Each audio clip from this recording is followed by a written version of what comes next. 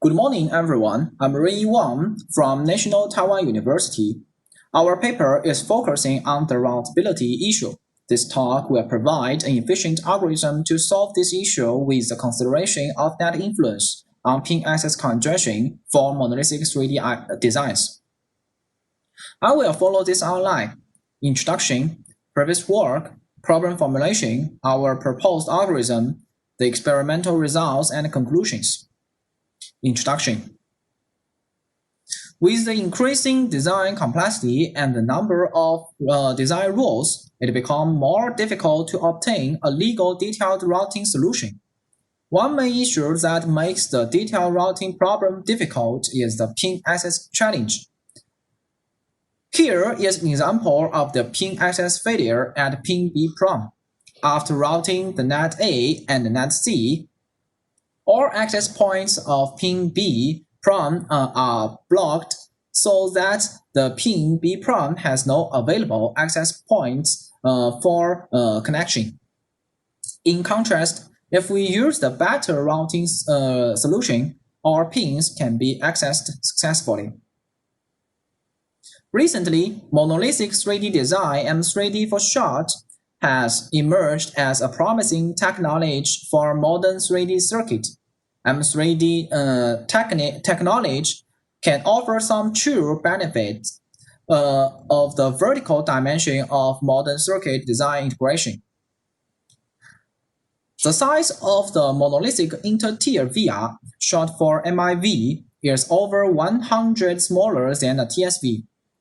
This 3D IC technology can effectively reduce the global wire length, increase the circuit performance, and alleviate the pin access challenge. There are three design styles possible at the transistor, block, and gate level for M3D designs. Transistor level integration is the most fine-grained technique, and the implementation of such a M3D standard cell is to force an original 2D standard cell into two tiers and connect them by MIVs. Previous work. She presented an IOP-based optimization algorithm for M3D pin access optimization on ASP.DEC 2017.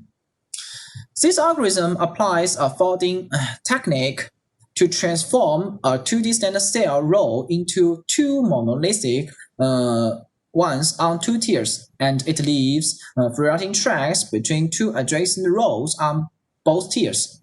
Then it lists 9 cases of conflicts and applies IOP to maximize the number of routing nets on these free routing tracks without conflicts. However, this algorithm lacks the consideration of net influence on pin access congestion, which would alleviate limited solution quality. Here shows example of previous results. Maximize the number of the prerouted nets cannot solve the pin access failure issue at pin B. On the other hand, if we only choose the most critical net C to be prerouted, this pin access issue can be resolved.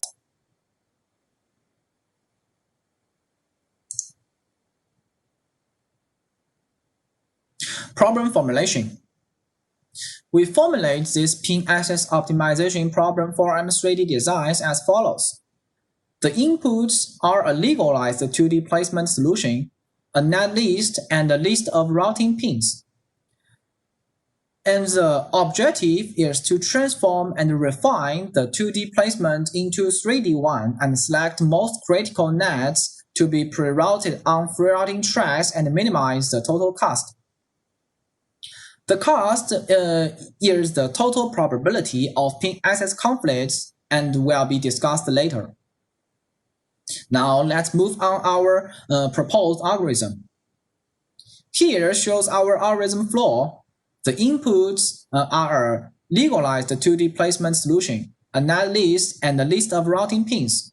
Our algorithm consists of 4 steps. The first step is the 2D to M3D transformation. The second step is the pin access congestion estimation. The third step is a dynamic programming-based routability-driven placement refinement. Finally, we perform a row-by-row weighted ILP-based pre-routing stage to minimize the cost. The first step of our algorithm is an M3D transformation. We use the same folding technique as the previous work. Fold an original 2D standard cell into two tiers and connect them by MIVs. In this example, we transform this 2D standard cell with 7 tracks of PMOS portions and 3 tracks of NMOS portions into 2 tiers. On the top tier, only 7 tracks of PMOS portions are placed along the VDD power nets, and the bottom tier is the same with NMOS portions. There will be 6 free routing tracks between adjacent rows on both tiers. The second step of our algorithm is the pin access congestion estimation to consider the true pin accessibility with the consideration of net influence. A pin access conflict will occur if all access points are blocked by other route nets. As a result, we use the probability of pin access conflict to represent the accessibility of each pin. The intersection of two nets can be classified into 3 categories. Now, let's talk about the first category. Net A is on a single row. For this category, we only consider the probability of horizontal overlap between net A and net B. So, the calculation of the probability of pin access conflict at pin B can be represented as follows. The probability of choosing track of net B in the overlap region divides the number of access points of pin A. Here shows the second category of the net intersection. Net A is on multiple rows, and net B is on a single row. We need to consider the probability of the vertical overlap. Only when the vertical wire segment of net A is located inside the vertical overlap region, the pin access conflict can occur. As a result, the calculation of the probability shows here. This part is the same as the first category, and then we times a ratio of the site number in the vertical overlap region to the site number in net A. The third category, net A and net B, are all on multiple rows. Here we need to consider the ranging of the vertical overlap region. If the leftmost of the net B is out the range of net A, the ratio equals to 1, which means the net A definitely will go through pin B. The calculation is the same to the second category. Now, the total probability of pin access conflicts can be calculated as follows. We accumulate the total probability of pin access conflicts for all pins on all nets. This PR can be used to evaluate the pin accessibility, and it is our cost matrix for the following optimization step. Besides the PI, the accumulation of the total probability of pin access conflicts for all pins on one net I will be used as the weight for net I in our IOP programming. The third step of our algorithm is a dynamic programming-based placement refinement. In this step, we swap adjacent cells to obtain a better initial solution to minimize the cost. As mentioned above, only adjacent cell swaps are allowed, meaning that we only swap the latest 2 cells with a prefixed cell sequence Si.